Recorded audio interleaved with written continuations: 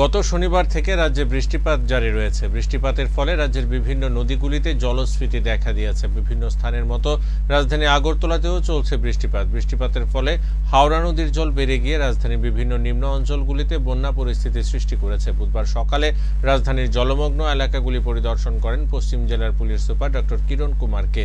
প্রথমে তিনি শ্রীলঙ্কা বস্তিতে যান, পরে সেখান থেকে যান বলদাখাল এলাকায়।